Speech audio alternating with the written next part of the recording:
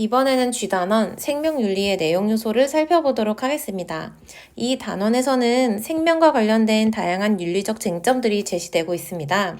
우리가 윤리적 쟁점들에 대해 살펴보기에 앞서 생명의 존엄성에 대해 동양과 서양이 어떠한 사상적 관점을 제시하고 있는지 간단하게 짚어볼게요.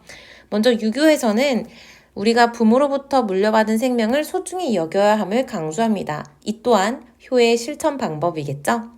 한편 불교에서는 연기설의 관점에서 인간이 인간 외의 어떤 존재들이 지닌 생명과도 상호 의존적 관계를 이루고 있음을 강조합니다. 그리고 또한 나의 생명도 생명이기 때문에 그 자체로 소중히 여겨야 함을 강조하고 있습니다. 한편 도가에서는 이 생명에 대해 인위적인 조작을 하는 것은 바람직하지 않다고 보는 관점을 취하고 있겠죠. 한편 서양에서는 의무론과 공리주의의 관점에서 생명과 관련된 쟁점들을 살펴볼 수 있습니다. 의무론에서는 생명이 그 자체로 존엄하기 때문에 생명을 함부로 조작하거나 훼손해서는 안 된다고 봅니다. 생명을 소중히 여기는 것은 이유와 근거를 막론하고 우리의 의무이기 때문이죠. 한편 공리주의에서는 개인과 사회의 행복과 이익을 가져다 줄 수 있다면 생명을 대상으로 하는 어떤 기술과 행위가 정당화될 수 있다고 보는 유연한 관점을 상대적으로 취하고 있습니다. 자, 그렇다면 이 단원에서 제시되는 생명과 관련된 윤리적 쟁점에는 어떤 것들이 있을까요? 먼저 생명복제와 관련된 쟁점이 있습니다. 생명복제는 크게 두 가지로 나뉩니다. 동물복제와 인간복제가 바로 그것인데요.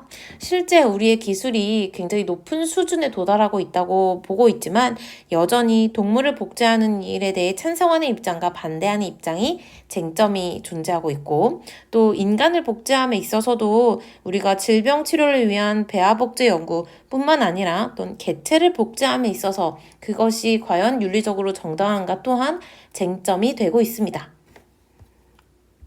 최근에는 유전자 치료와 관련된 윤리적 쟁점이 문항에 자주 출제되고 있는데요. 특히 우리가 주목해야 할 것은 유전형질 개량에 대한 찬반 논쟁입니다. 사실 유전자 치료를 위한 어떤 이 체세포 유전자 치료는 지금 허용되고 있지만 생식세포 유전자 치료에서는 논쟁이 있습니다. 왜냐하면 결국 이 생식세포 유전자 치료가 우생학으로 발전된 가능성이 있기 때문이죠. 이 생식세포 유전자 치료는 우리가 이 난자와 정자가 만나서 수정란을 이루는 그 단계에서부터 유전자를 편집해서 이 미래에 태어날 자녀들의 질병 가능성을 완화시키는 데 주된 목적이 있기 때문에 결국은 인간의 자질 강화를 위한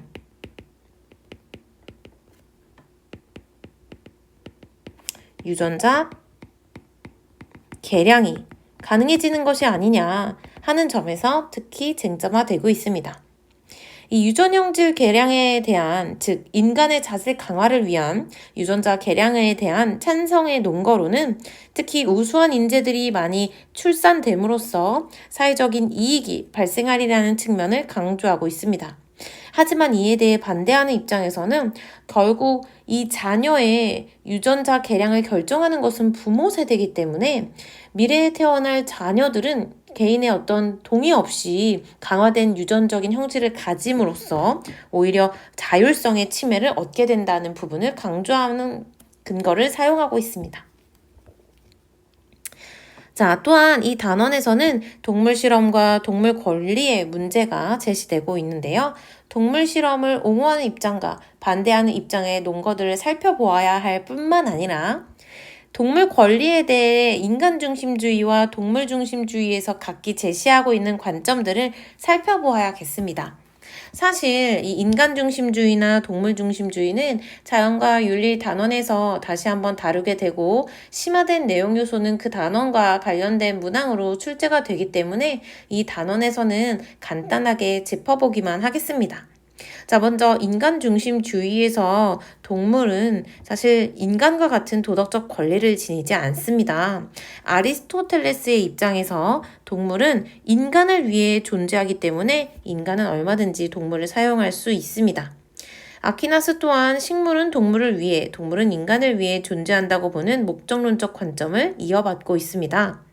데카르트는 조금 더 나아가서 동물은 인간과 달리 영혼이 없는 존재이기 때문에 단순히 움직이는 기계에 불과하며 인간은 얼마든지 동물을 이용할 수 있다고 봅니다. 한편 칸트는 우리가 직접적으로 의무를 지니는 대상은 오직 인간뿐이지만 이 인간에 대한 간접적 의무로서 동물과 관련된 의무가 발생할 수 있다고 봅니다. 즉, 우리가 나이 많은 동물을 존중하고 동물을 학대하지 말아야 하는 이유는 바로 인간에 대한 간접적 의무라는 것이죠. 자, 한편 동물 중심주의의 입장에서는 이 인간 중심주의와 달리 동물에게도 권리가 있음을 강조합니다. 벤담과 싱어 같은 공리주의 관점을 취하고 있는 사상가들은 동물도 인간과 같이 고통을 느끼는 쾌고감수 능력을 가지고 있기 때문에 이 도덕적 고려의 대상에서 배제할 수 없음을 강조합니다. 한편 레건은 의무론의 관점에서 동물이 존중받을 도덕적 권리를 지니고 있으며 이를 존중하는 것이 인간의 의무임을 강조하고 있습니다. 하지만 이 단원과 직접적으로 관련된 문항은 다음과 같이 토론의 핵심 쟁점을 파악하는 문항들이 주로 출제됩니다. 최근에는 크리스퍼, 유전자, 가위와 같은 기술들의 개발로 이 인간의 자질 강화를 위한 유전자 치료와 관련된 윤리적 쟁점들이 더욱더 첨예하게 대립하고 있습니다. 그래서 2023년 대비 수학능력 시험에서도 이 우생학과 관련된 토론의 핵심 쟁점을 파악하는 문항이 출제되었어요. 이 단원에서 제시되고 있는 다양한 윤리적 쟁점들의 주제들을 기본적으로 이해하고 있다면 이러한 문항들을 파악할 때 시간이 더욱더 단축될 수 있겠죠?